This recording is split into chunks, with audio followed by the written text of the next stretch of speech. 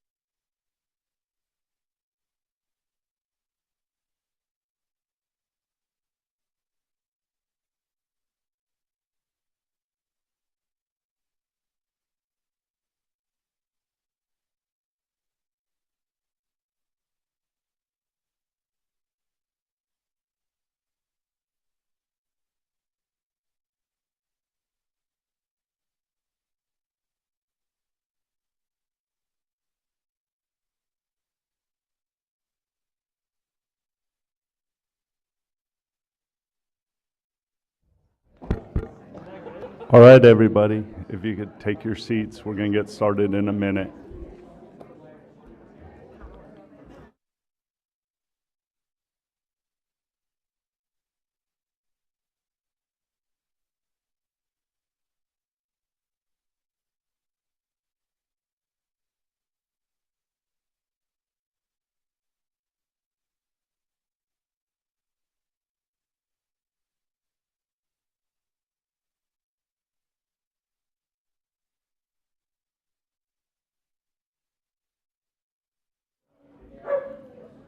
All right, everybody, we're going to get started here. Good morning and welcome to the September 12th Oregon Tourism Commission meeting. To everybody that has joined us here today in Yachats and to those joining through Travel Oregon's Industry YouTube channel, thank you for taking the time to be with us. Today's meeting materials, including the agenda and supplemental material, can be found on the Travel Oregon Industry website if you'd like to follow along. Commissioners, I'd like to acknowledge that in holding a meeting today, we met all public meeting notice requirements provided by state law. To begin, I'd like each commissioner to briefly introduce themselves if you have a second. Good morning.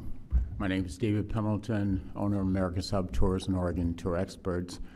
And I would just like to say that, it's unfortunate with the incident that happened in Utah. And then, in fact, when you look at the 7 to 8 different black colleges, universities throughout the United States who have recently had bomb threats and had to shut down, a lot of things are happening. But coming here to Yachats is very refreshing to come to a community where the community is coming together to respect and honor the Native tribal people and the many, many unfortunate things that happen, but at the same time, it's just a wonderful thing to see. So I just want to say thank you to the people in the community for what you do, and it's very much appreciated.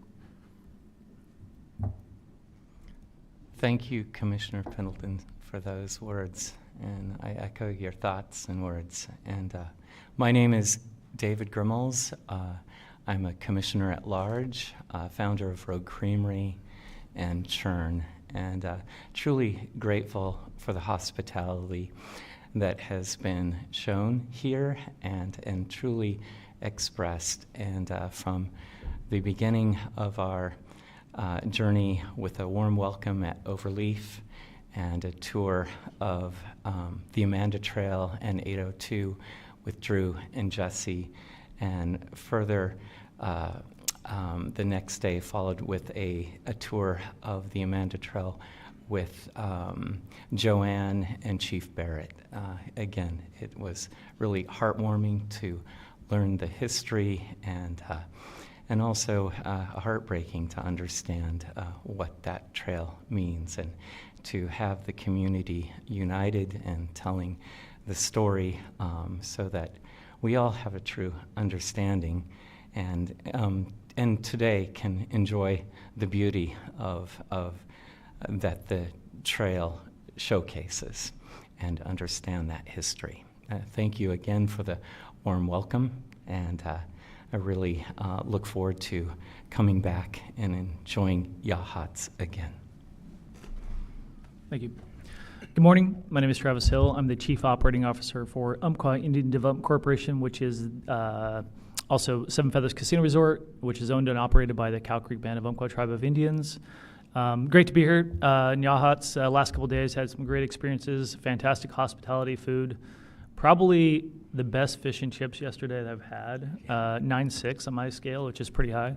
A handmade mug here, so representing the local artisans, and thank you for everything. It's been a great visit. Good morning, Harish Patel. I own a lodging facility in Coos Bay in Pendleton. It's always nice to be here in Yachats. I've been here dozens, if not hundreds of times since I used to live in Florence, and this was our backyard.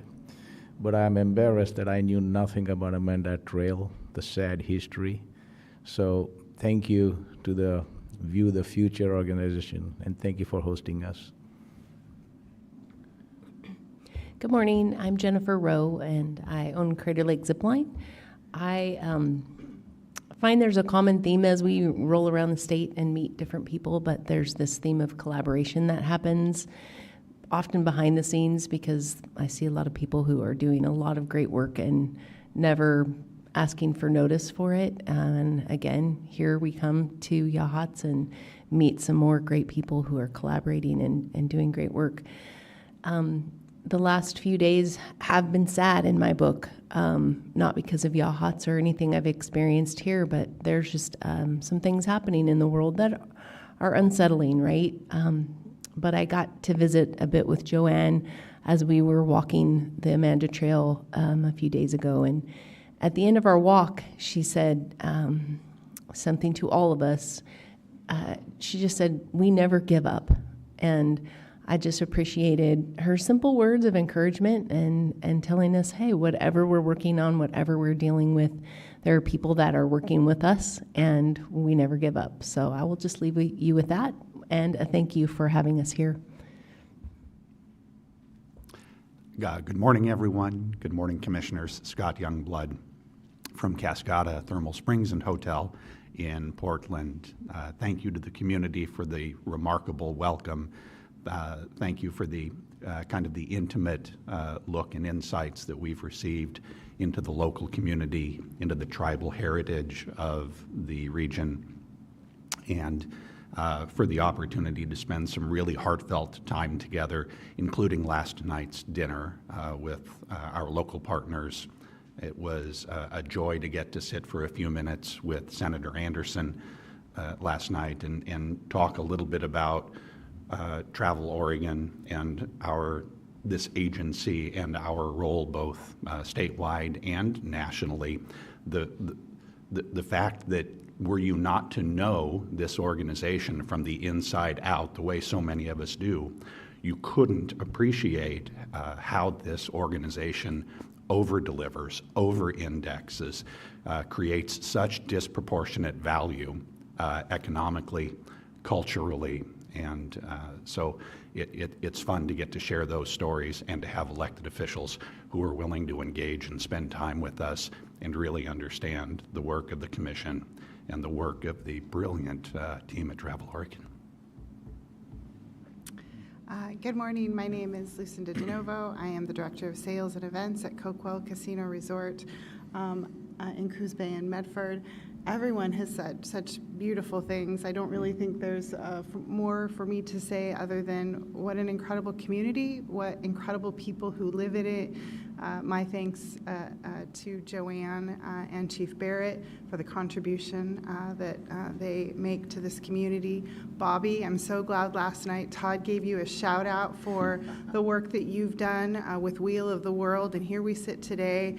In 10 days, we will have a campaign that makes us the most accessible state in the state of Oregon, and you were such an incredible champion of that work. So I just want to say thank you for all of your work in that space.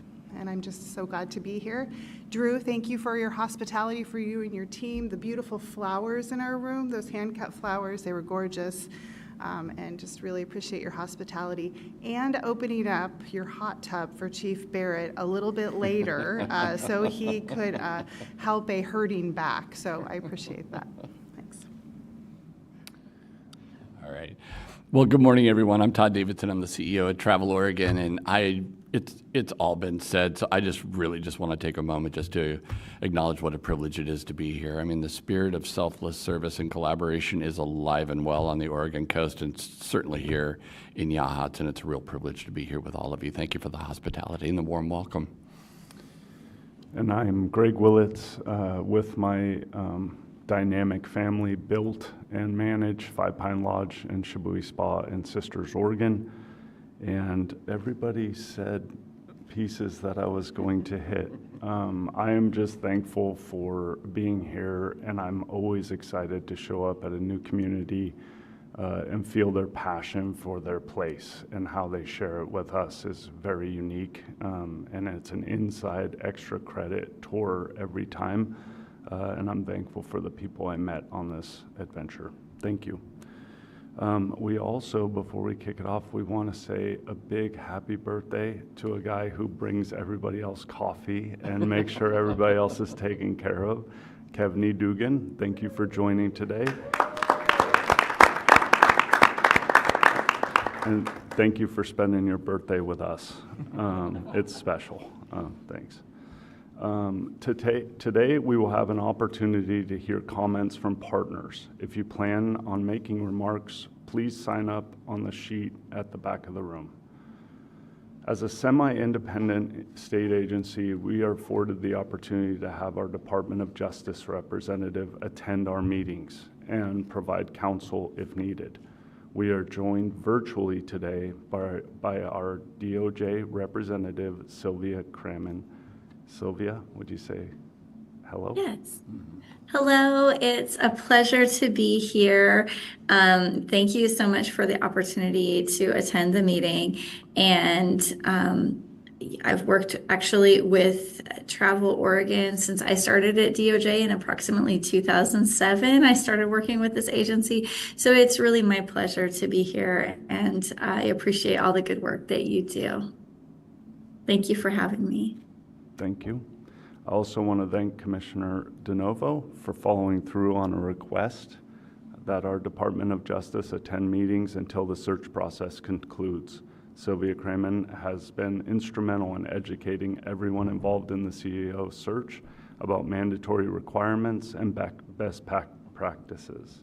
We are fortunate to have access to her wealth of knowledge, and she delivers it in a very digestible way for anybody who needed help with things. In other news today, I'd like to offer space for Commissioner Gremmels to share about a recent personal trip that coincided with a Travel Oregon activation at the Royal Horticulture Show in Richmond, England. David, you mind sharing? Thank you, Chair Willits, for that introduction. And I just want to reiterate that about a year ago, I received a golden ticket. And that golden ticket came from one of my best friends who decided to share a lovely tour of Europe and the UK, as well as Morocco, with 3 of her best friends. So that trip concluded in the UK, and it was more than a few commission meetings ago.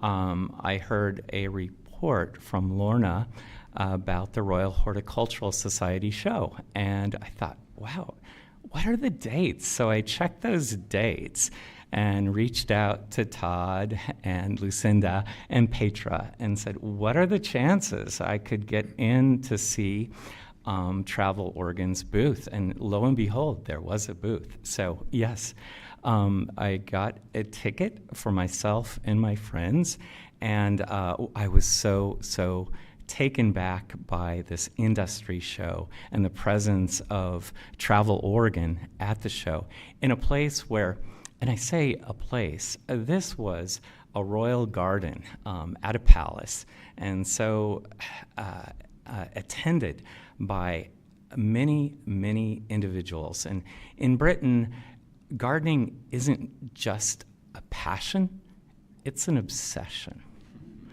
And for Travel Oregon to be there is brilliant. I don't know who came up with the idea, but this booth that Travel Oregon created with its partners in Britain was truly inspiring, featuring native plants and really taking a step into an experience with a Volkswagen Bug that was just decorated, a picnic in front of it that was staged and beautiful. It just created thought and journey, and truly expressed an opportunity to engage tens of thousands of visitors to come to Oregon. And so gardening adds a great amount of money to the GDP of Britain. And Oregon's presence will, I believe, add to the industry's profits by inspiring those from not only Britain but Europe who attended the show. But I also want to step back and really appreciate those who were at the booth and talking about Oregon and its native plants. This is an amazing brochure that Travel Oregon created with hazelnuts to summer wine yarrow and on and on. And then also an international guide for visitors to come to Oregon. So I was just so impressed with the presence. And mind you, we feel the temps in our summer increasing. They feel it in Britain. And the temperature was over 95 degrees Fahrenheit. And the team, Petra, Lorna, Elena, Lisa, Sadie, and Jan, were just on, expressing their stories about the garden, about journeys and opportunities in Oregon. And there were so many enthusiasts in the booth, just so excited about Oregon and the plants in the booth. So I was very excited to share about the hospitality shared that was truly from the heart of Oregon to tens of thousands of visitors who visited the booth. So congratulations to Travel Oregon, those who participated in the booth. Thank you, Petra, for your hospitality and your team's hospitality.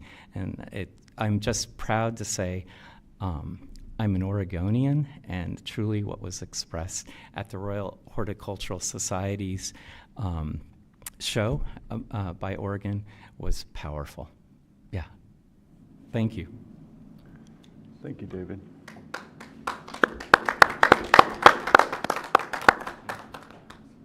With that, we have a very full agenda, so let's get started.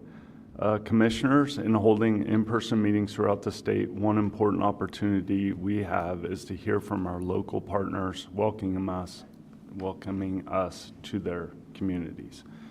It's my pleasure to ask Marcus Hines, Executive Director at the Oregon Coast Visitors Association, Bobby Price, Yachats City Manager, and Yachats Mayor Craig Birdie to join us today. If you could come down and sure.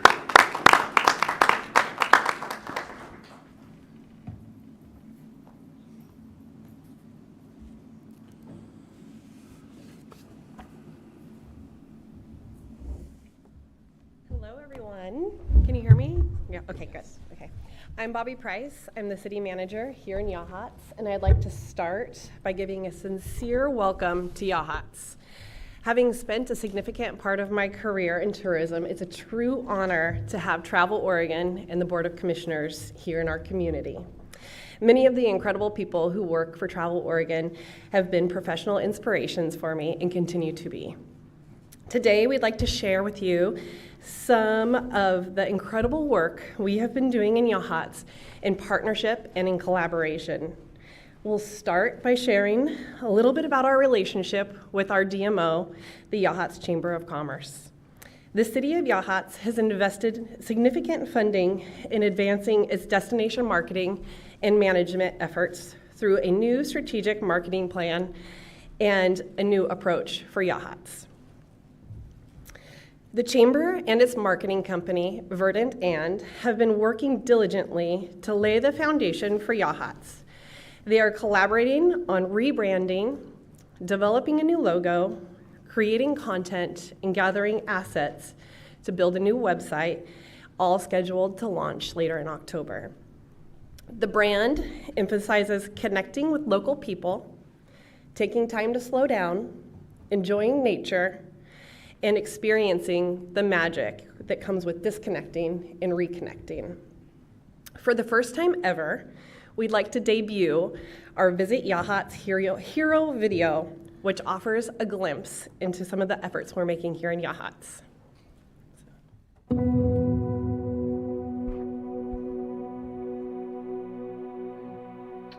Hike.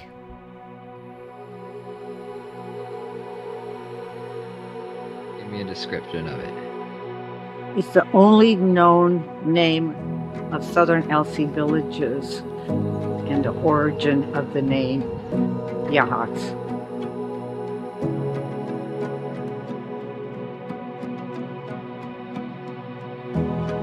The first word that comes to mind to me is community. Mindful. Charming.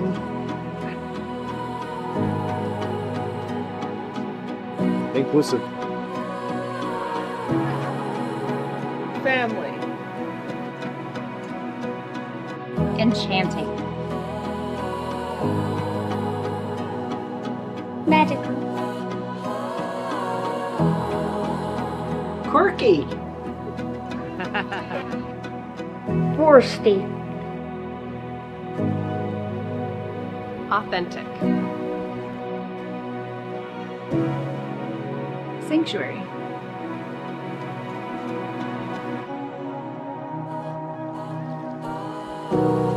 Ocean.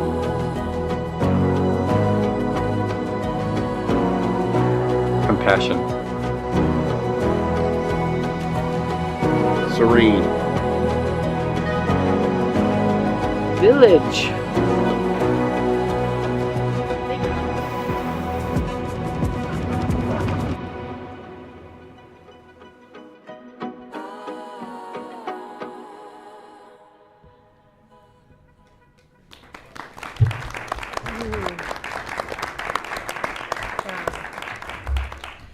So that's a really exciting piece that's been being worked on for a long time, and we are just thrilled to have the official launch of this new brand and new website and new images for Visit Yachats here in October. So with that, I'd like to then go into a little bit about our Yachats area trolley. This is an exciting project that has been a long time in the making. And we couldn't be more proud to announce that this beautiful hybrid trolley is set to arrive in mid-October. We're really crossing our fingers that it will arrive in just the nick of time to launch alongside our annual Yachats Mushroom Festival. The trolley is an accessible and sustainable local public transportation option for our visitors and locals alike. The route will run from Beachside State Park, just south of Walport, all the way down to Cape Perpetua, stopping at each hotel and key point in town along the way. Not only is this hybrid trolley an attraction in itself, but it also gives our visitors the chance to experience Yachats while helping to reduce parking congestion and reduce its carbon footprint. One of the things we're really excited about for the trolley is the opportunity for all to hike along the 804 trail, to shopping and eating opportunities, and hitch a ride on the trolley on the way back. The incredible initiative wouldn't be possible without the generous grant funding from Travel Oregon and the Oregon Coast Visitors Association. So thank you to both organizations for recognizing the benefits of the trolley to both Yachats and visitors and investing in this project. With that, I'd like to introduce Mayor Craig Bertie to talk a little bit more about the wonderful projects and initiatives we have happening in Yachats. Thank you, Bobby. So I'm going to go through these very quickly, but I certainly would like to get comments and questions. This is we've been working on these for almost 3 years, and thank you very much to the staff and the commissions and the citizens of Yachats. I find it very impressive how much we've gotten done within 3 years. We're just about ready to start the Estuary Walkway project. The grants will be announced in a few hours, and we're very hopeful that we will receive a grant to move forward with this. I think some of the keys of this walkway is certainly safety. As you can see, there's no area to walk this area, so we see people in strollers having to be in the streets. It's an accessibility issue, so that if you're in a wheelchair or any other form of transportation, you're at a disadvantage. And then also it is probably the completion of the Oregon Coast Trail. So it's a missing link for safety in the Oregon Coast Trail. So this is a picture of what we have now. It's right on the shoreline of our estuary, and what we hope to have in probably a year and a half, and we're going to get rid of the light poles that are in the way, and then we're going to put in the walkway, and we're hoping to be able to have a bump out in the middle so that those with accessibility problems, maybe somebody in a walker, will have a place to pull over and sit and rest on their journey through the estuary. We think it'll be a huge attraction for visitors to our community, as well as safety for the citizens. Another thing that we have funded is the restoration of our little log church. I don't know if any of you got a chance to walk down there. It's a block and a half away. It's built in the 1926, I believe, and was falling apart. After many years of debate, we finally said, let's take care of this, enough debate, and we've started to do that. We're getting very close to that, to finishing that. It'll be ready in November. That facility attracts visitors from over 50 countries, and it's a highlight for a lot of people. People have gotten married in there, and they have many ceremonies, and also has a really nice small musical venue for bringing people in. We're much further than this picture illustrates. And one of the key changes that that came with this project is that the engagement with the indigenous tribes. So we had a brief ceremony to return some of the relics that have been found in the area, and we are working closely with the tribes on new exhibits to highlight the pre-settlement period, the prison years, as well as the current state. And I think that's something that too often gets forgotten. It's a wonderful book called The Beating Heart of Wounded Knee, that how the indigenous people have survived and thrived. Where did I have the... Yeah. We've also made some very significant property purchases to enhance these. So we purchased what was landmark property, and it actually was from the O'Neills. It had a hotel inn on it called the Landmark, and prior to that it was Beulah's. It's been here for a very long time, but it had fallen into complete disrepair. So it was torn down in 2018 and was sitting idle. The city was able to buy it in collaboration with something called the 804 804 mitigation funds, a series of homes in Yachats along the river, around the ocean, were built on county property. After many years of court litigation, they finally put money in a fund, and this was the final purchase with those funds, along with city purchases, to buy this property. We hope in the future to be able to put in some amenities and make this a park and a pull-off where people can come in, sit, walk along. It's adjacent to the estuary walkway, so they can sit, walk along, and then maybe get hungry and go get some food and maybe even decide to stay. We also concurrently, after 6 months of difficult negotiation that Bobby led, we were able to get a lease on 25 acres of land that's across from this spot, which is our view shed.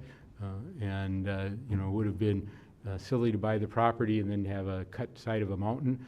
Instead, we're going to be able to purchase it and be able to look out at the incredible view across there. I also want to highlight, even though it's not directly tourist related, at the same time, if you've had a chance and drive down 7th Street, you'll see our brand new library that's also going to be opened in November. It's a $1.5 million investment from the city with donations, bequests to help us with that purchase. Without those, we wouldn't have been able to do it. And it's a real asset, and it shows kind of the character of Yachats, that we care enough to still build a real library. And what's kind of remarkable about it is in the summer, we know that 40% of the books that go out are are people from other parts of the city, or parts of the country. So it is, in fact, a visitor amenity that many people do take advantage of. And I think as we see, DVDs and tools, etc., I think we'll see that use of the library increasing by visitors even more. And our environmental investments. So the city does, put money into the Amanda Trail, the Heat Trail, which is a small 3/4 of a mile trail. We have a native plant park, Gerdeman Garden, which is a botanical preserve and highlights plants from all over the world, little known, but really rich in attracting people that are serious about plants. You've seen our Highway 101 delineators just to the south to try to calm traffic, have a feeling of safety. We'd like to do more there. And we were just been engaged in becoming a bird city, which is a surprising number of people travel for bird watching. And it's especially important in the off season, this time of year, as migration increases. That's when people use that. And I want to talk a little bit about tourism and infrastructure. I don't want to poke the bear too much here, but tourism and infrastructure are integrally related. As we bring in visitors, we need to provide water for them. We are in a period of decreased rainfall, especially in the spring and summer, and we have serious challenges to how to continue to provide water for our visitors as well as our residents. It's something we really have to wrestle with, and it's certainly in terms of an analysis, it's certainly a threat to us. We also are working on repairing our city pavilion. Very expensive, turned out volunteer labor, was not really done correctly, and 20 years later we need to rebuild it, and this time we'll use contractors. But I do appreciate that's the kind of attitude that people of Yachats have, that let's just do this. And finally, I want to mention emergency planning, and a shout out to the Overleaf and Drew. This is something that I think every hotelier, certainly on the coast, but probably throughout the state, should be focused on. This is an important issue for us. If we were to have a tsunami, the Overleaf has go bags for every room, as well as Drew participates in our emergency preparedness and has helped us fill our emergency cache. We have other properties, some larger than the Overleaf, that do not have that. And if we all of a sudden have 300 additional visitors needing emergency preparedness, we don't know how we're going to be able to handle that. So we're very involved citizenry in our emergency preparedness, but we need to to get all parties and all partners involved in that. It's a fairly easy lift, I think, for a hotel. It just really has to be promoted and make them aware of it. We also are working with our restaurants and our grocery store because food supply will be important, especially in the short run. They can only store food for so long if power goes out, so we want to have those arrangements in place. So restaurants get involved in this also. And then I just, as mayor, I get to throw these things up. Some of the things that just long-term visions I'd love to see, some of these are based in my growing up and having a second home in northern Minnesota and seeing how successful they were in helping to grow local economies. Lodge-to-lodge services, so that there's a van or something that you load your goods in and you walk to the next city. It would be really, our bike to the next city would be really an asset. Outfitters. We talked about accessibility. Many outfitters in northern Minnesota will handle people with disabilities and get them, help them into canoes and help them into kayaks and enjoy the outdoors, as well as other people coming from other countries and from far away, so that you don't have to bring your bike. You can maybe use an outfitter to bring you up to the top of the mountain, and then you can bike downhill. There's been discussion, would love to see something like a bike path, a hiking path also, off-road between Yachats and Waldport. These kinds of things, amenities would really help grow the local economies. And then, of course, I think this is something you're well aware of, is our shoulder and winter seasons. If we could smooth those curves, would be really helpful for the local economy. And with that, I'd like to see if there's any questions. David? Sure. Well, Bobby, Mayor, thank you. Great introduction, overview of what's happening here. First, Bobby, a quick question for you. The trolley, is that city-run or is that through a private subcontracted? Yes, we are going to be putting a contract out for First Student, who's the school bus company here in the county, and it will offer some summertime work for those drivers. Okay, okay. Yeah. And I just want to say the walkway, I guess I've been in town here for about 3 days, I think 3, and every morning I've gotten up and run that early in the morning. It is just beautiful, so I'm excited to hear that the work that you're looking to do to expand on this. Will it actually connect to, at the very north end, you have several properties there. So will that actually allow those properties to connect to the walkway for visitors coming? So the 804 trail goes from the hotels, Right. and then it'll go all the way around and then connect to that estuary walkway to continue that the safe walking all the way around. Okay. And the last. And at some point, after we get through with this first phase, we'd ultimately like to improve that entire walkway and make sure it was clear that this is a walk path. Okay, great. Yeah, signage. The last 2 things. Number 1, the birding. It was when we did the walk with Joanne, the chief was standing next to the tree, and he made a couple of whistles, what have you. And we saw one bird come over his head, then another, and then there was a bunch of other birds. So I took my little cell phone and I started trying to. I have this little bird app, Merlin. So I'm trying to capture some of the sounds to see which birds, because I happen to be married to one of a world-class birder. And so it was kind of exciting. In fact, Carrie and my wife and I are going back over there today. The reason I bring that up is because most people don't realize birding happens to be the #1 sport in the world. So if you want to attract people to the area, both local and long haul, that's an incredible piece to really highlight.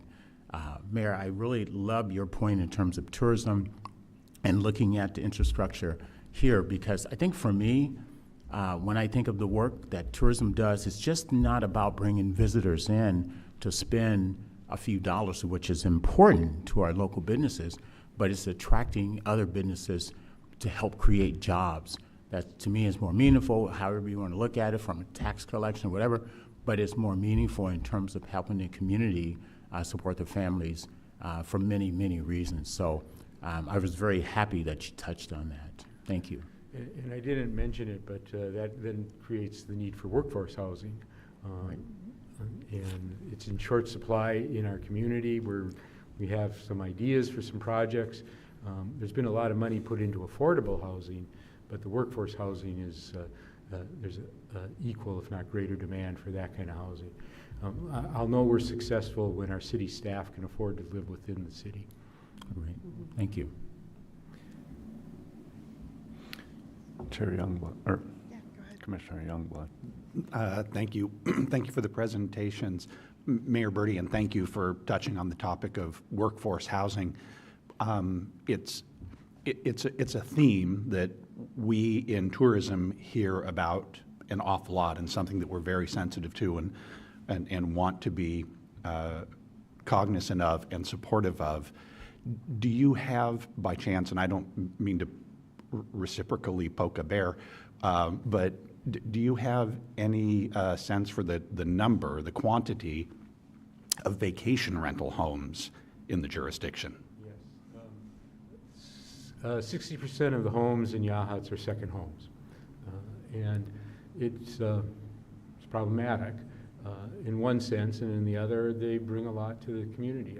And it varies. So I hate to generalize, but so of the 60%, some people come to this city and they're huge in terms of volunteerism and engagement. They come throughout the year, and that's a real asset to the city. There's another sort of cadre that comes for 2 weeks a year and doesn't want to be bothered and resents that they have to pay for a water connection when they're not here. And so sort of along that continuum, we see the impacts of second homes, and of course that does take housing out of the available stock for workforce. We do have limits on second home. We have a percentage limits for second home licenses. It seems to be working out pretty well for us. I think some people, there's about a 15% churn, did we figure? For vacation rental For vacation licenses. rental licenses. So, 15% of the people are excited to get it, and then they get it and discover that, it's expensive to run a vacation rental between the commission you pay to the people that are renting it, and then the costs to clean and et cetera. They start off gung-ho, and then after a year or two, they decide it's really not the model that they thought. Doesn't rent as often as they thought, et cetera. And we do have a cap on our vacation rental licenses also, so we have a maximum of 125 in the community. Oh, excellent. That's wonderful. And not to be preachy, but as somebody who runs and has spent my career running lodging operations, you could mandate for for hotels within the city, that they prepare a go bag for all tourist accommodations, that they prepare a go bag for every accommodation. And in order to check a hotel's compliance, you'd have to make a phone call or a visit. Now, if you do that with 100 or so second homes, that becomes an exponentially larger compliance exercise. And by way of example, that is to say that the density that we achieve in hotel accommodations, the regulatory requirements that we meet are stringent and important, and it helps to create an economy that doesn't displace workforce housing with investment income, with people's second homes, people's visions of retirement, people's gobbling up lots of individual single-family assets in order to turn it into their small, private, less regulated nest egg or empire. And so as a hotel guy, but also as a member of the commission, it's really important to me that we have conversations in Oregon's remarkable destination communities about what it means to protect and defend these local communities from what can be the very difficult realities associated with tourism and over-tourism, because it's not the outcome that we want for our local citizens and communities. It's not what makes Yachats the gem of the Oregon coast, and we never want to detract from that experience. So I'm so grateful for your engagement, for the opportunity to talk about these topics, to ask questions, and to be able to enjoy your hospitality here in Yachats. Thank you. Thank you. Make a note. Regulation. And I know Marcus has some presentation bits to give too. So. Oh, you guys are doing great. Keep going. One thing Aren't they doing good? They're doing good. Yeah. To David and to our DMO, I think I see a bird watch video in the future. Yes. Yes. Ready? Go for it. Yeah. Okay. Okay, got the right button. It's a good start. Good morning, commissioners. We're so proud to have you here with us at the Oregon Coast. Thank you for being with us. I wanted to stay on the theme of trails and transportation and give you just a couple examples of what we've been able to do with your investment in the Collaborative Regional Investment Program. Ride the Dirt Wave was not funded by that, but Ride the Dirt Wave, we invested in mountain biking trails heavily, the infrastructure, and so if we build it, we market it. And Ride the Dirt Wave was an extremely successful event, 3 different locations on the coast from north to south, and very well attended. You can see the percentages of visitation by mountain bikers to the coast, and there was an investment in a film which had 33,272 views since June, which most of the mountain bikers say that they came because of that video, so pretty effective there. Wanted to talk to you about the North Coast Express, which was funded by the Collaborative Regional Investment Program, and was essentially different in this is there are transit agencies and there are buses that do go into the valley. However, this was different in 3 respects. One is that it was an express bus, so it went right from Sunset Transit Center near Portland straight to the coast nonstop. Hence the name Express. The other was that the 2 buses would go one to Astoria to Tillamook, and then they would crisscross during the daytime, so you could hop on and hop off and get to multiple cities. But the third very essential difference is that much of the congestion on the roads from the Portland metro area to the coast are day trippers. And so if you have a hope of getting those vehicles off the road, then you need to get them back over the mountain at the end of the day. And this was the only service of all the transit options that accomplished that goal. So goal 1 was to get cars off the road. Another goal was an accessibility feature to allow people who couldn't drive to get to the coast.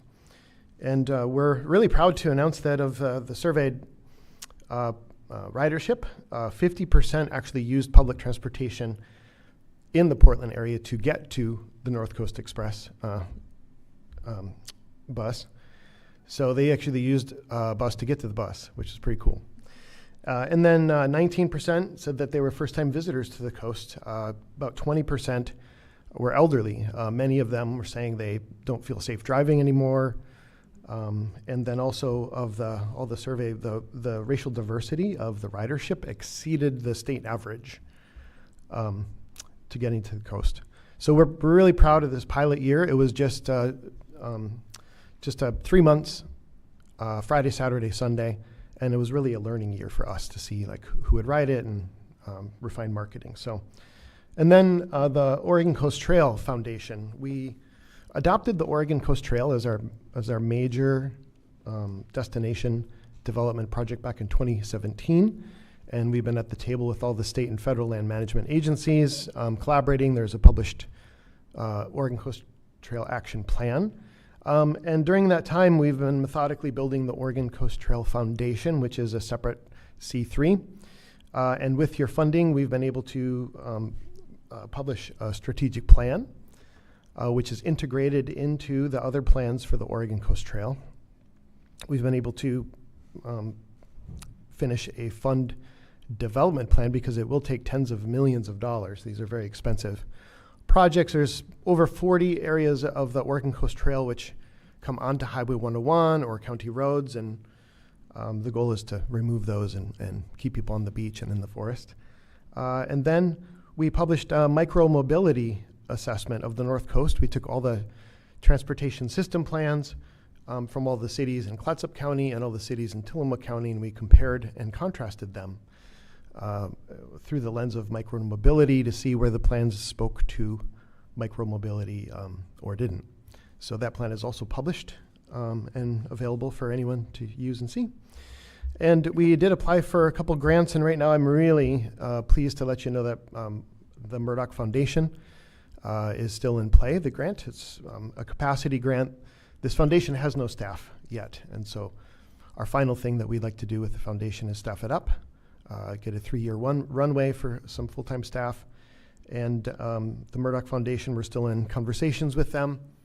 No guarantee, but all of the funding that you provided to us helped position the Oregon Coast Trail Foundation very well, and it is poised for success. And so thank you so much for all of the support in these areas, and I'll conclude the presentation.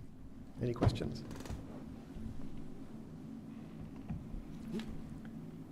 Well, look at that. Did I turn it off? Okay.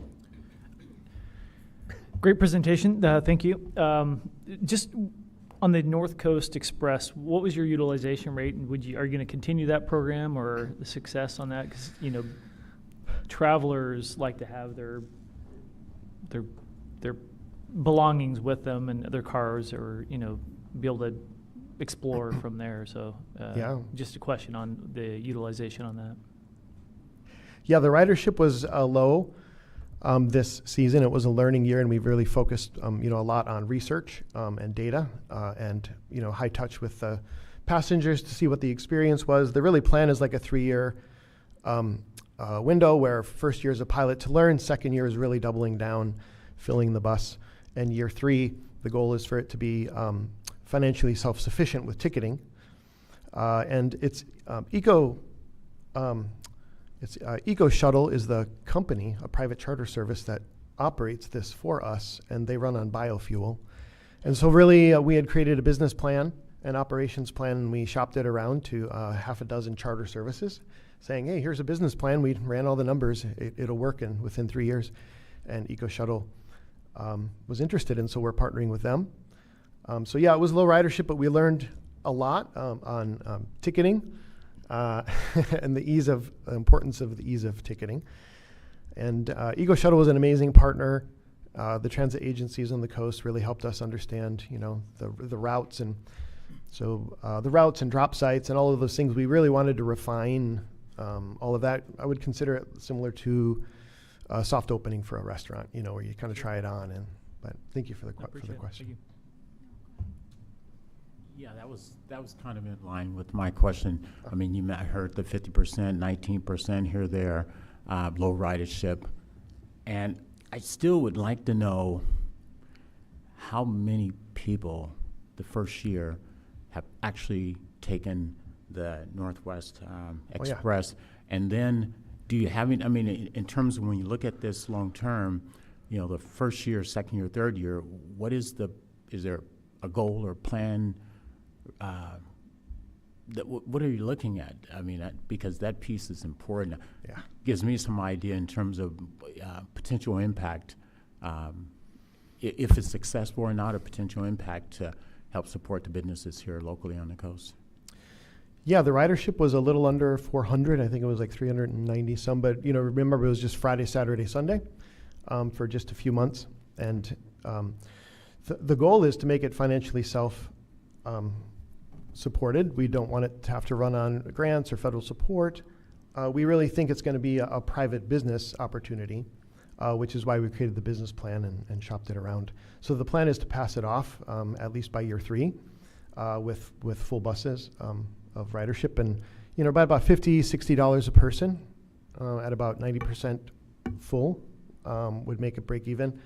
And then, of course, they're mobile. They are mobile billboards, and so we can actually wrap some advertising into the revenue stream to make those goes. And I think, Cannon Beach, Seaside, Astoria, and Tillamook have very strong interests in decreasing vehicles in their communities and freeing up parking spots.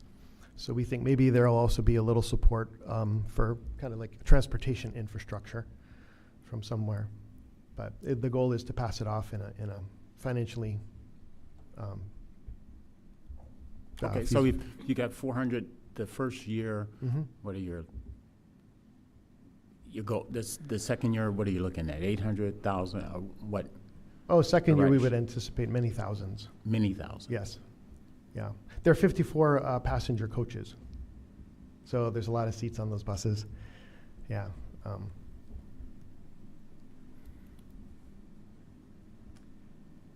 go ahead, Trish. Yeah. This number of 300 to 400, what was the period? Or I know you said just 3 days. How many days? Over how many days you got these 400 people, or whatever this approximate number? How many days of operation? Yes.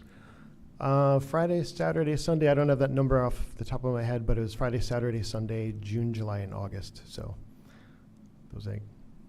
Yeah. All right. Thank you. I just want to thank Mayor Birdie and Bobby and Marcus and Joanne. I think she walked out, but there has to be champions in a community, and clearly you are such an incredible champion of this community. I'm also a Coos Bay City Councilor, and we've tried unsuccessfully for a number of years to get a library rebuilt. And so kudos to you for getting that accomplished. Kudos to recognizing that tourism obviously plays such a tremendous impact on your community, and using the dollars, the grants, the funds to do such great work in this community. It's exciting to see, and I just thank you for all of the work that you have done. I come here frequently, and it's been fun to see over the past few years just a transformation, and this community celebrating and acknowledging the Amanda Trail, and recognizing that story needs to be told. And so thank you very much. Really appreciate it.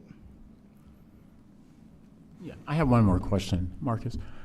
That Northwest Express, you mentioned the Sunset is where it departs from. And, because here's the Sunset in Beaverton, right? It's the Sunset Transit Center, and it has 4 bus lines and 2 MAX lines and 2 private charters and a park and ride all bundled. Okay, so where's that center located? Sunset Transit Center? Yeah. Yeah, it's right off Highway 26, just outside of Portland, where 217 connects. The zoo, yeah. Yeah. Okay, same one I'm thinking of. Okay, and here's Portland, and here's the airport. Are there any plans or thoughts of looking, or maybe you've already done this, to see if that ridership would increase when you cut out one link of that, travel to get there? Would that, is that something you've looked at, airport or downtown Portland versus Sunset, which is up the hill by the zoo, or I call it Beaverton, it's right on the border, right? Yeah, we chose the Sunset Transit Center because it's the airport is quite a further distance away from the coast than the Sunset Transit Center is. And we chose that location because of the connectivity with the public transportation. It's the only place nearby that has 4 bus lines going right to it, as well as MAXs and private shuttles and a park and ride. So it's very accessible, and half the people actually took transit to the North Coast Express, which is pretty amazing. Like, they really used the service the way that we had anticipated and hoped. And so when we scale it up, we think that's going to grow proportionate. Downtown would also, if we did it from downtown, that would probably add another half an hour to the trip. And we don't think the connectivity would be as good because basically from downtown you can get to Sunset Transit Center by hopping a bus. And it's probably faster than actually driving a car to get to that park and ride. So we were very thoughtful, very strategic in the location that we staged it from. And to have the park and ride, again, if people did want to, not use their vehicles. They'd have to drive into downtown and park their car somewhere, and there's time limits and whatnot. So it's a really convenient location, and the TriMet staff were really great to work with. Okay. Yeah, Thanks. thank you. Commissioner Rowe. Thank you to each of you for just sharing the projects that you're working on. I was excited to see your dream list, Mayor. I think that those are so important because people like you, you're here every day, you're working with tourism, but also living here. And I thought that your list, I don't know what you referred to it as, but I think it's a dream list of what you would love to see as you move forward. But what I especially appreciate is that every single thing on that list was, yes, tourist driven and certainly tourist facing, but also impacted the people that live here. And so thank you for your thoughtfulness and just as you move forward in thinking about what do we need here, what can we do to make things better. And then just switching gears, I have a question back to the bus. Just curious for each of you in your local shuttle and then also the express, are those bike friendly? Can you load a bike? And do you see any use that way? I don't know if anyone brought a bike with them. That's not a metric that we were really paying attention to. Tracking. But it is possible to do that, yes. Okay. Yeah. Same, but we don't have it yet, so we haven't seen it used yet. Oh, right. But it's equipped. Yes, It's yeah, and equipped for accessibility, but also for bike transportation. Yes, and it has a wheelchair ramp on the back, and the seats can fold up so that a wheelchair can safely ride in Okay. it as well. Awesome. Thank you. Thank you. All right, Marcus, Bobby, Mayor Birdie, thank you for welcoming us to your territory and to your town. We appreciate it, and thank you for your update today. Good Thank you luck. for being with us. Yeah.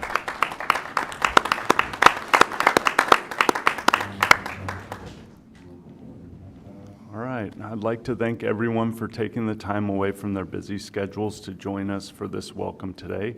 The work you continue to do to support this region and state is meaningful, and we applaud you.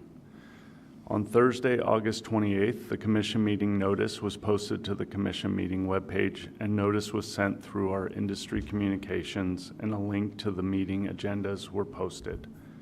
Today's opportunity to hear from our partners is really an invitation to our partners to provide us with information, updates, and constructive thoughts regarding Oregon's travel and tourism industry. I'd like also to remind everyone that a comment form lives continually on our industry meeting page should you like the opportunity to provide us your thoughts and insights. Today we did not receive any public comments, so we'll move forward. With today's meeting being held in person, we have the opportunity for attendees to, sign up in person. I'm gonna keep going here.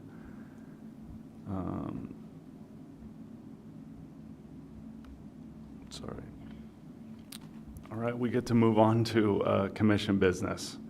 Moving on to commission business, I'd like to confirm that everyone has received and had a chance to review their commission packet, including the financials. Yes.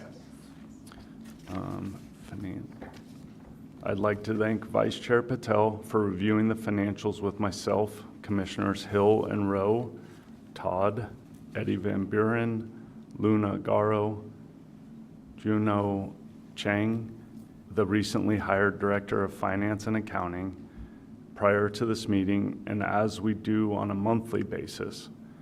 We had a healthy conversation regarding the state of the industry and how Travel Oregon is responding. Vice Chair Patel, please provide us with a summary of that financial update. Thank you, Chair Will. We met and reviewed the financials, which now include September TLT deposits received just this week. With the September deposit, we have received $10.5 million, to be precise, $10.49 million in TLT revenue, which represents 24.5% of budgeted $47.8 million. Fiscal year to date, TLT is up 8% compared to fiscal year 25. We continue to closely monitor TLT revenue but this quarter's result is consistent with past performances and supports steady early year growth. Thank you.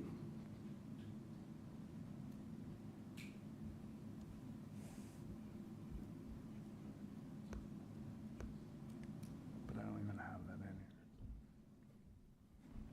here. I'm done, so if you Oh, have yeah, questions. so, sorry. Anyone has any questions? Anybody have questions? All right. I just one, I'm sorry, what was the revised revenue number with the September deposit 10.49 million, for an annualized total? 24.5%. Perfect, thank you. All right, and us focused, and will continue to support our work during this period of transition, including leading initial staff work during this period of transition, including leading initial staff engagement and review of commission policy, governance, and agency succession planning. Last week, we issued an intermediate request for proposal to a variety of qualified executive search firms, which is an important step in this process to ensure we have the right partner to assist us in this recruitment. In addition, last week, the governor submitted 2 new appointments for our commission to the Senate for confirmation. This timing is fortuitous as we are soliciting proposals from firms while we await our amazing new commissioners to be confirmed. This timing allows for these 2 administrative processes to conclude and for us to have a full commission ready, engaged, and participating in any formal actions and decisions related to the recruitment and hiring process for the next CEO. I know that there are many questions about what the next phase of this process looks like. We assure you that we remain transparent, deliberate, and inclusive in our path forward, and that any search firm selected must also be committed to this approach and to keeping you informed at each stage of this important work. Thank you very much for your patience with this process. Commissioners, we're now going to take action on approving minutes. You were sent the draft of our June and July 2025 commission meeting minutes via email on August 28th. Are there any questions or comments regarding these documents? Chair Willetts, I'll make a motion to approve the June and July minutes as presented. I second that. Thank you very much. All those in favor of approving minutes as dispersed, please say aye. Aye. Any opposed? Motion passes. Thank you very much. And with that, we are going to take a 10-minute break, and I'll be getting you back in here in 10 minutes. And I think at this point, thank you very much, Sylvia Kramen, for attending. Appreciate you keeping a close eye on us, and have a great rest of your day. Thank you. It's been a pleasure. Good luck to all on the rest of the meeting, and thank you for all the good work that you do. Take care.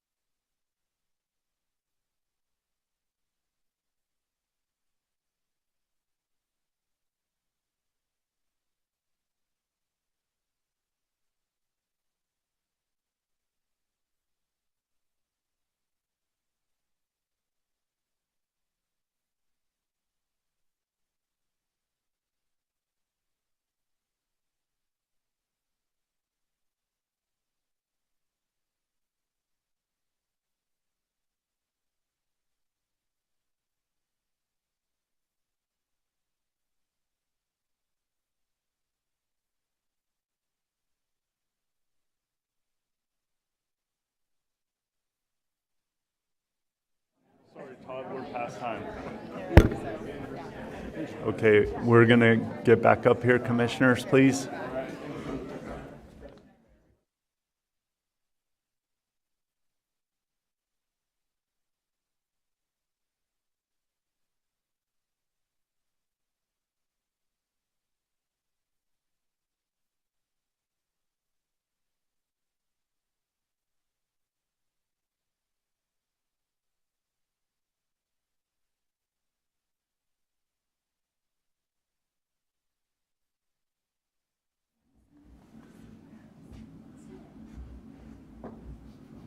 We are waiting on Travis.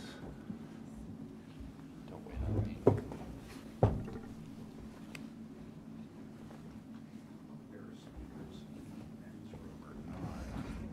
Can I start without him? Yes. Okay. All right. You're the chair. Yes, we're going to start without him. This is authoritative. Okay, thank you. And as chair, what I have just been notified I am, and I appreciate that. Reminded. It is my pleasure to throw a little curveball in here, and I have been associated with Drew Roslin with the Overleaf and Fireside Motel for a number of years, and he's been an inspiration to me on how to run a meeting, to be honest, and how to run a hotel properly and how to engage with city. And I've invited Drew up to share a very meaningful story in my professional career and something I hope to accomplish in my town as well. And that is his story of workforce housing and working with this town to accomplish some amazing things. And Drew, would you please share a quick bit of your story with workforce housing with this commission, please? Absolutely. Thank you, Chair Willits and the commission. I know it's very brief, but we came, the coronavirus really upended everything. And on top of that, it really affected the housing in the area too, even more dramatically than what had happened before that. And we were losing staff because they were losing their housing in the area, either residents changing their long-term rentals to short-term rentals, vacation rentals, selling their homes, and the new owners not being able to get a license in Yachats because of the limitations, so they lost it, so they had to move out. And we lost some, it would always happen in the summer, we lost some really critical employees.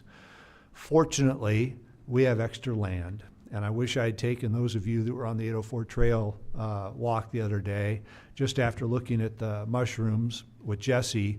It would have been really a 90-second walk to show you what we've done with workforce housing. I went to the city, we had extra land up by the highway. I mulled over for years building a little apartment complex there, but I didn't want to build something permanent on the west side of the highway. The land is really valuable on the west side of 101 along here. So we looked at some different options. All of the options from there was RVs, building a little RV park, or putting in temporary structures. What's a temporary structure? A tiny home. It comes in a trailer. You can leave it on the trailer, leave the wheels on. It can stay there forever, or it can stay there for a few years. And we looked at that, and quite honestly, we used the PPP money that we got to invest in 3 tiny homes. And we put those tiny homes up. I had to get a conditional use permit from the city because they don't allow RV parks in Yachats. I worked with the mayor, I worked with the managers, and I had to make a lot of promises. And the fact that we've, for 25 years, have done what we've said we're going to do, they trusted us. And we put 3 tiny homes in there, and we also have approval for 5 RV slots, and we've done 2 of those because the other 3 we haven't developed yet because I have to pump sewer uphill for them to have sewer access. So we did that. We got the approval, worked with the city. They gave us restrictions and conditions that we have to meet, and it's worked out very well. I just told Greg that they're all full right now, and I could really use those other RV slots, and I might start developing those sooner than later. One thing is it can't look like an RV park. So we have very strict requirements on all of our staff that live up there. And one other key element is it is an employment relationship with anybody that lives up there. It's not a tenant-landlord situation. And there's provisions within Oregon state law to do that. So if they lose their job with us for cause or voluntarily, they need to leave, and we don't have to go through a 3 or 4 month process to get them out of there. It's a much quicker process, so we can fill it with somebody else that works for us. So that's the quick and dirty version. Happy to answer any questions, but hope that was brief enough, Greg. Yeah, thank you very much. Yes, Harish. What was that law you said that they had to leave when they are out of employment or leave voluntarily? In the contract, it's 24 hours. Okay. Yeah. And Now, you still have to go through a process if they don't. You just can't go in there and kick them out. But it starts at 24 hours instead of 30 days. So, I mean, housing, everybody associates with hospitality and hotels and motels, but it's an issue for any industry, restaurants or even pharmacists and doctors and even nurses. So it's just to make a point, it's universal. It's not just us, Yes. unfortunately. Yeah, I recognize that. As Bobby said, her staff. Mhm. You know, they could do it for their staff too. You know, fortunate thing is we had land, and a lot of businesses don't have that luxury, but we had that, and we developed it. And we had sewer and water there already. Electricity was close by, so there was a lot of economies that we already had there. But anyway, it's worked out golden so far. We have 5 employees there that otherwise probably, well, I know would be gone. We wouldn't have them, and they're good, valuable employees. Thank you for sharing that. Thank you. Thank you, Drew. All right, Todd. Thank you for affording me that time, Commission, and Todd. All right. Always happy to remind you that you are the chair. And if you want to call an audible on the agenda, that is your prerogative, sir. So, commissioners, we have 2 updates, reports for you this morning. One is a bit of a look forward, and one's a little bit of a look back in the rearview mirror, because that second one, that latter one that I referenced, is going to be an opportunity for us to look back over some of the strategies that are part of our 10-year strategic vision and how we activated against those during the 23-25 biennium that just concluded on June 30. The other one, somewhat related to that, is at the commission meeting in June, as you'll recall, the commission, in adopting the budget and the plan for this biennium, said we want to open a large grant program over the course of this biennium. We'd like to put at least $2.5 million in it, and we'd like to set a floor of $500,000 for those programs. And with that direction, our stewardship investment team has gone back and looked at options for that large grant program, and want to bring forward to the commission today some questions that are helping us really inform how that large grant program will move forward, along with an update on the overall grant program and a kind of a timeline for how these grants will play out over the course of this upcoming fiscal year and the biennium. So with that, it is my pleasure to bring up Michelle Woodard, who is our Director of Strategic Investments, and Deb Vaughn, who is our Grants Manager, to provide us with this competitive grants update.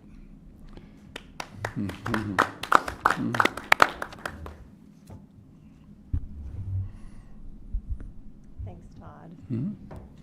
Good morning, Commission. It's great to be here with you. Nice to see you today. I'm Michelle Woodard, Director of Stewardship Investments at Travel Oregon, and I'm joined by my colleague, Deb Vaughn, who is Travel Oregon's Grants Manager. As Todd mentioned, we're here to provide you an update on the competitive grants program as it relates to the Commission taking action during the June meeting, directing staff to open a large grant.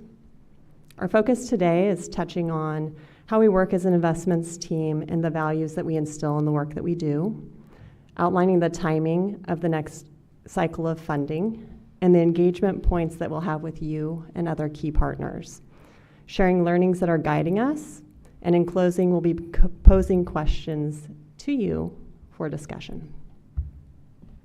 So last December, I had the pleasure of introducing you to the new members of the investments team with Deb and John, sharing their backgrounds with you. And since then, we've added an additional member, Suzanne, to our team. So as we've expanded, the agency has significantly gained more experience and expertise in grant making and its many facets, which I know I'm very excited about. More hands. As we've melded as a team, we're grounded through our values in all of the work that we do. This is a values-led process, starting with the agency values that are outlined in our 10-year strategic vision and moving into the values that we've committed to as an investments team, which are equity, integrity, and efficiency with an emphasis in relationships. You'll see that the timeline that we're using provides opportunities for multiple points of engagement with different stakeholders and partners, which will allow us to create buy-in for the process in which the Commission arrives at the allocation of these major awards. We will continue to consider equity across the state while seeking ways to increase efficiency in our own processes and for our applicants. By sharing this work with you publicly today, we're demonstrating our integrity. There are different cycles that take place under the umbrella of competitive grants. You're going to see in the first slide that Deb shares with you.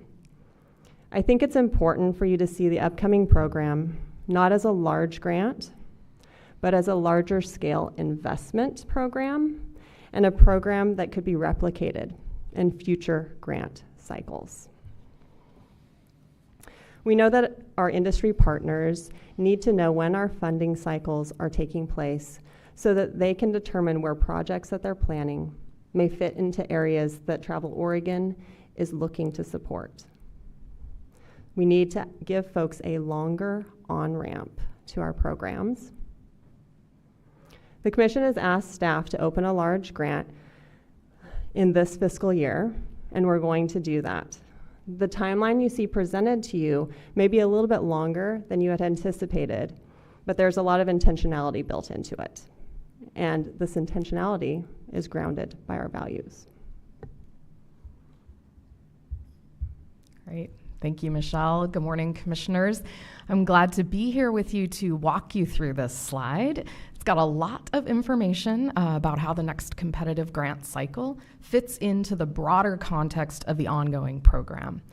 This somewhat complicated graphic illustrates the layered two-year plan that includes 4 overlapping funding cycles. So if you ever see me looking frazzled, it's probably because my brain is trying to switch tracks between one or more of these very colorful boxes. So as we begin the 2025-2027 biennium, our goal is to continue to support diverse industry needs, to advance Travel Oregon's vision, and at the same time, fulfill the Commission's directive to provide larger award amounts in the next cycle.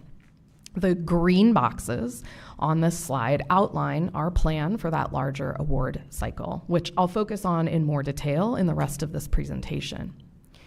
However, while we work to move that forward, we'll continue to monitor 2 cycles of ongoing projects supported by competitive grant dollars and review the impact of those past investments. The purple boxes show one of these cycles. Those are the planned checkpoints for the awards that we just announced in June of 2025. The blue boxes are the